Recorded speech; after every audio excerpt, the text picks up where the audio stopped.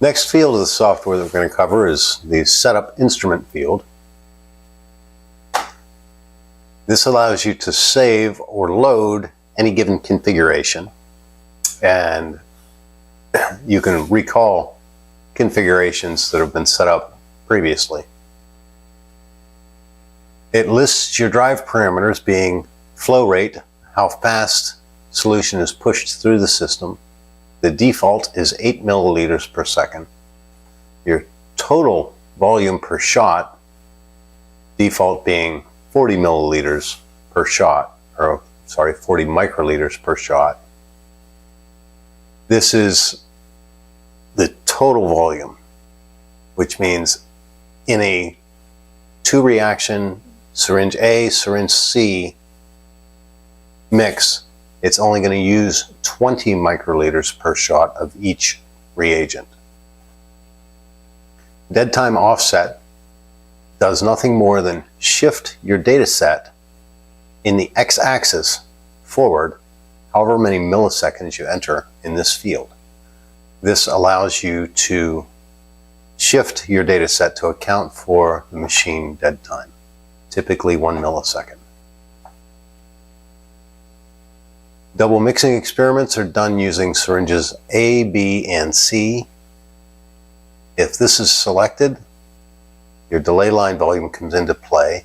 This delay line volume is 50 microliters, calculated based on the hardware that's involved.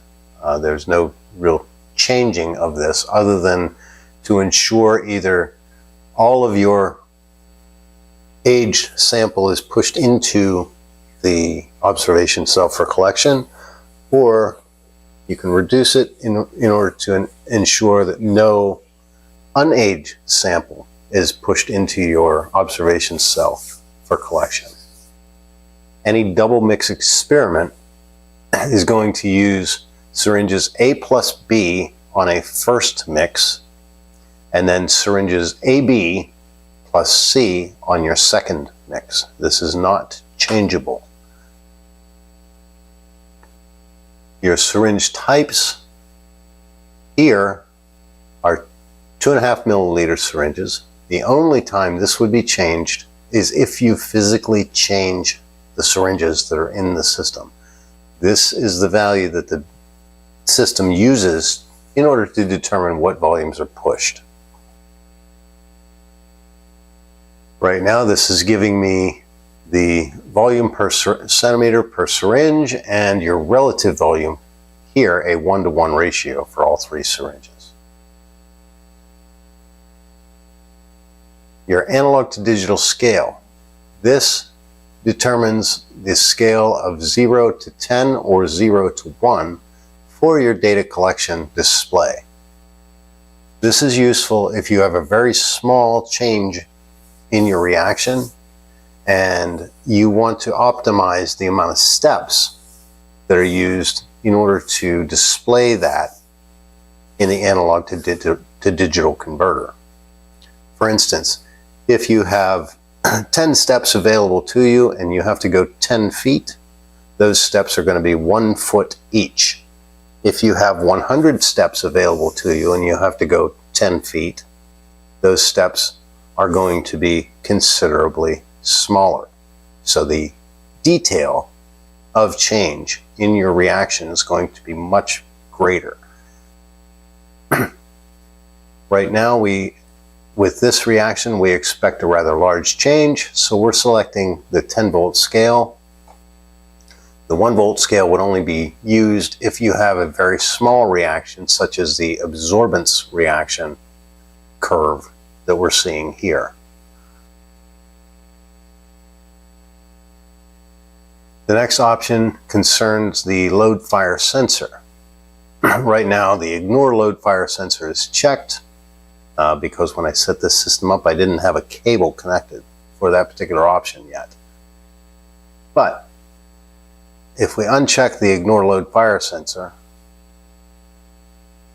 and go up to motor control, notice our load fire valve currently is in fire.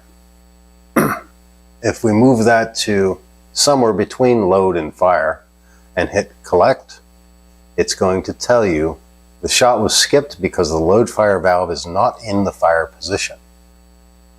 In order to remedy that, make sure that your load fire valve is all the way in the fire position.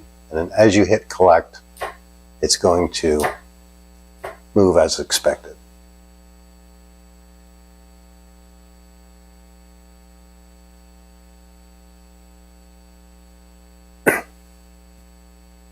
This is nothing more than a safety precaution in the event that you don't get the load fire valve pushed all the way into one position or another, to ensure you don't push against a valve, a load fire valve that is closed. Wavelength drive is an option that allowed you to select the wavelength of your KinTek light source automatically. Automatic shutter is an option that is used in conjunction with the auto shutter that KinTek sells, and it's also available on some LED controlled light sources, or LED controllers for the LED light sources. If you enable the automatic shutter, it will read dark current and read references for you automatically without having to turn the light source on or off or move the shutter back and forth. And it also gives you the ability to collect data, say on long collections, without exposing your sample to 100% of the light from the sample. If your sample is photosensitive, you can enable the automatic shutter and expose it to perhaps only 10% or 20% of your light during that exposure period. The shutter will open, the system will collect data for the period of time that the shutter is open, and then it will close and display said data in a single trace as if it was uninterrupted data. Titration. This would be enabled if you have the titration module installed, as well as the spectrometer. You can enable the spectrometer here and use our CCD array option. The communication port for any given system is going to be set when the system is set up. And most computers nowadays only have one COM port, so it's going to stay at wherever it was set up when it was first installed. Right now, our selected instrument is showing as simulated because I haven't actually saved a configuration or loaded any configurations. Simulated is the default startup instrument setup. And here we can also reset any options back to the defaults as they are shown here. The next field is the KinTek configuration field. This field is only available if you're in development mode and you're able to change a few settings here that will make the system either damage itself or not function properly at all. This field is only going to be available for those labs who maybe are having problems or maybe need hardware changed or set up differently. And it will be in conjunction with a call to KinTek so that we can guide you through making these changes for this field. The debug data of the software is also only shown in development mode, and it has information concerning the operation of the system that's useful in troubleshooting.